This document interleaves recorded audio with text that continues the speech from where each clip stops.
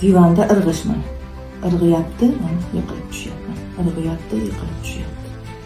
Mana shunaqa qilib divanlarda irg'isa men nima bo'ldi, boshimni bo'ldi.